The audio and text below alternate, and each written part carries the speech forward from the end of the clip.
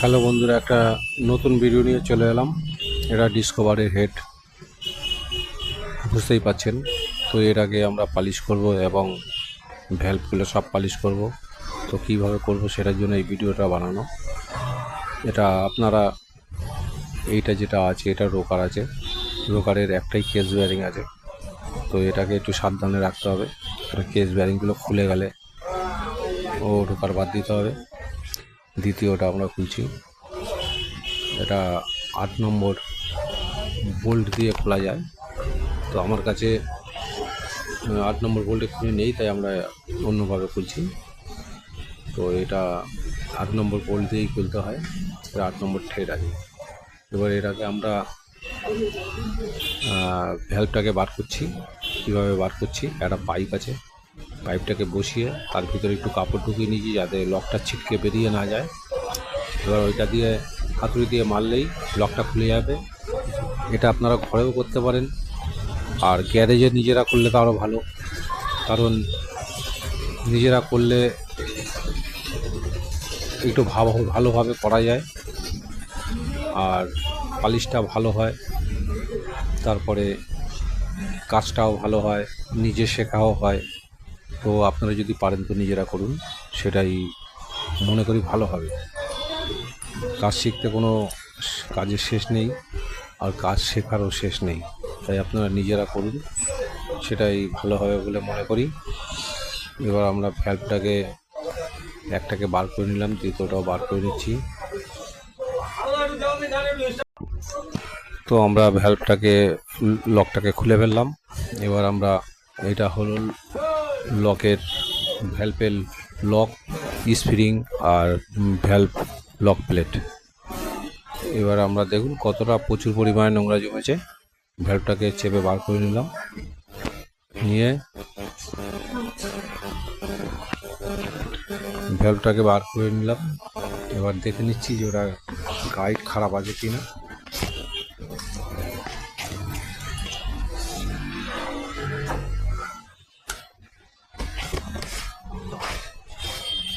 এটা ভিতরে পরিষ্কার করার জন্য বানানো হয়েছে, আমরা নিজেরাই বানিয়ে নিয়েছি। আপনারা এটা মিটারের উপরের অংশটা দিয়ে আর যেটা ক্লাচের তার আছে সেটাকে দিয়ে বানানো। তো এরকমভাবে ঘষে পরিষ্কার করতে হয়। এগুলো নিজেরাই আমরা করে নিই, বা নিজেরা করে নেওয়া ভালো। এটা ঢুকিয়ে ঘোরালে ভালোই পরিষ্কার হয়, এটা আপনারা বুঝতে পারছেন। কেন স্ক্রুড্রাইভার দিয়ে খোঁচা না দিয়ে যদি ডাইরেক্ট করা হয় সেটা অনেক ভালো হয়। তো এবার আমরা তার ব্রাশ দিয়ে, এটা একটা তারের ব্রাশ বলা হয়, এটা দিয়ে আমরা পরিষ্কার করে নিচ্ছি সব। আর উপরের রঙের অংশটা, সেটা আমরা ছুরি দিয়ে পরিষ্কার করে নেব, কারণ রঙের ওগুলো উঠতে দেরি হয়, তার জন্য আমরা ছুরি ব্যবহার করছি। এইভাবেই করা যায়, আর না হলে আস্তে আস্তে করে ছুরির মাথা দিয়ে ওগুলো ঘষে তুলে দিলে সেটাও হয়। তা মোটামুটি যেটা সুবিধা হয় সেটা করাই ভালো। তো আমার এগুলো একটা ব্রাশ কিনতে পাওয়া যায়, এটা মার্কেটে পাওয়া যায়, এতে সুবিধা হয়। আর ভ্যালভ পরিষ্কারের জন্য সবথেকে ভালো উপায়, বা এটা করলে ভ্যালভটাকেও বাঁচানো যায়, কিছু তো পয়সা বেঁচে যায়। এটা আমি এটা ড্রিল মেশিনে বিট দিয়ে করছি, তো আপনারা ছুরি দিয়ে করতে পারেন, ছুরি দিয়ে করলে ভালো হয়।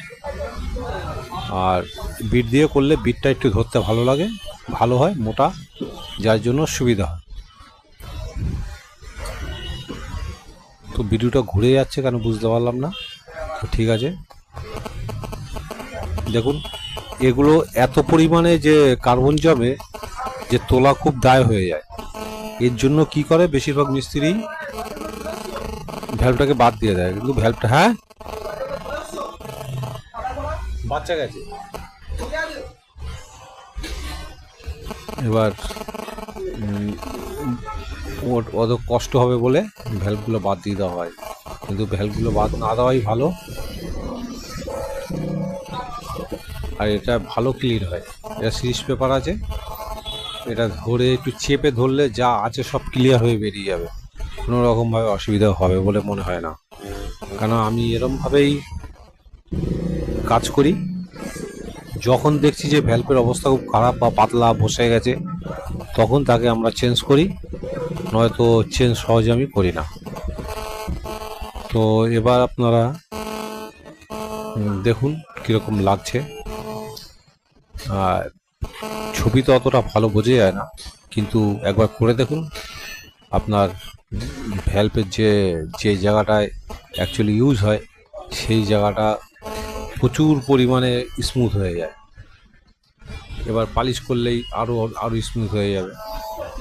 তো আমরা দ্বিতীয় ভ্যালভটাকে ঘষে নিচ্ছি।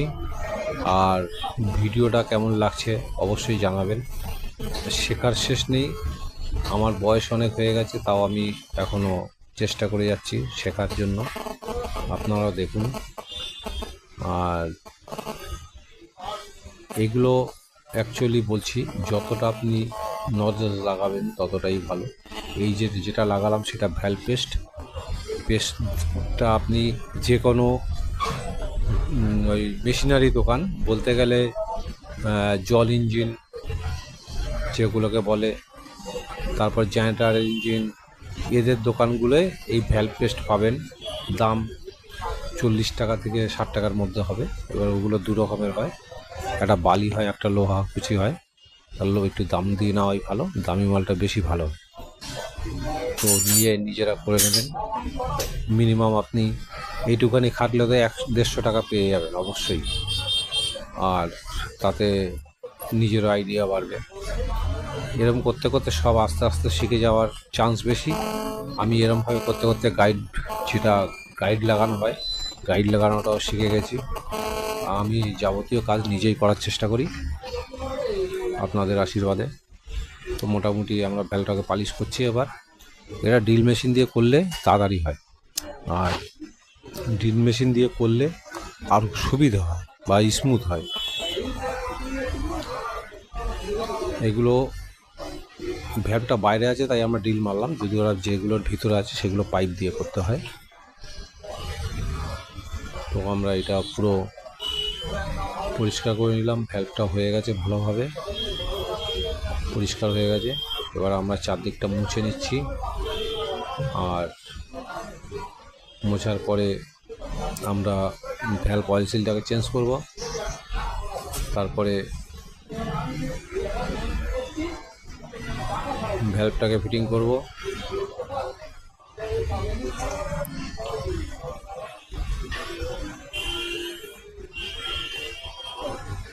তো আমরা এবার ভ্যালভটাকে বার করছি। দেখুন,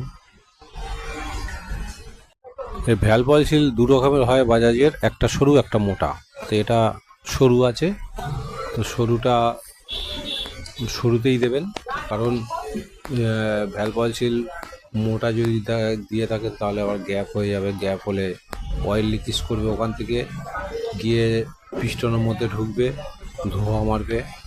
তো তার জন্য দু রকম ভ্যালভ আছে, ওটাকে দেখে স্যাম্পেল দেখে আপনারা নিজেরাই লাগাবেন। এই যে ভ্যালভ দেখতে পাচ্ছেন, ভ্যালভ অয়েল সিলটা, এটা ভ্যালভ অয়েল সিল। তো আমরা এটাকে এবার চেঞ্জ করব, নতুন বসিয়ে দেবো। এটা সরু ভ্যালভ আছে, যার কারণে এটা এই ডিসকভার 100, ডিসকভার 125 নিউ, 150, পালসার 150 এসবগুলোতে ইউজ হয়। আর অরিজিনাল চেনার জন্য এই জায়গাটা বসলেই দেখবেন ওখানে লেখা আসছে জেনুইন পার্টস।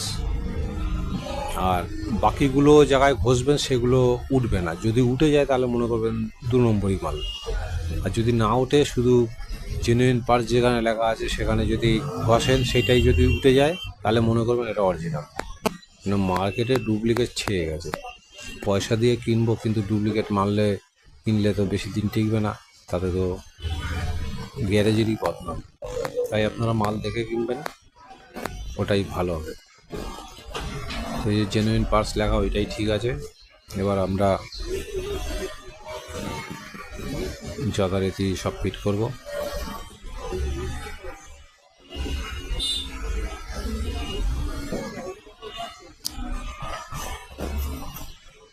এবার ভ্যালভ কয়েল সিলটাকে ফিট করব।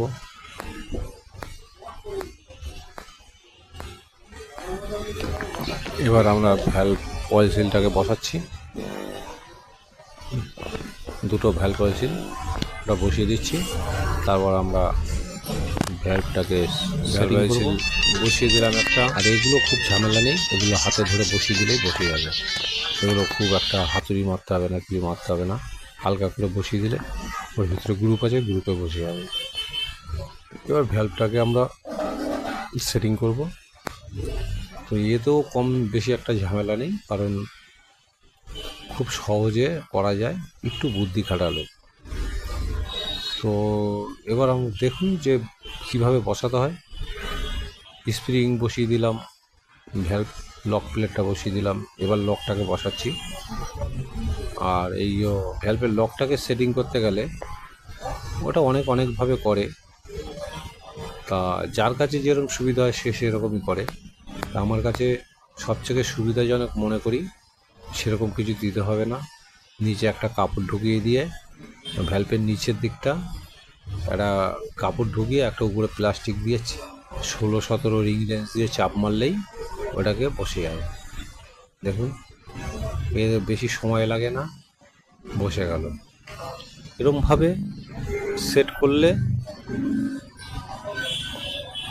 এবার অনেকে অনেক জিনিস ইউজ করে বা রেঞ্জ ইউজ করে, অনেকে অনেকভাবে করতে পারে। তাই এইগুলো যেটাই যেরকম সুবিধা আমরা সেটা সেরকমভাবেই ফিট করছি। তো ভিডিও যদি আপনাদের ভালো লাগে তাহলে লাইক একটা শেয়ার করবেন, কোনো ব্যাপার না। আর পছন্দটা আপনাদের নিজেদের ব্যাপার। যদি কোনো ভুল হয়ে থাকে ক্ষমা করবেন। এই অবধি রাখছি। Thank you.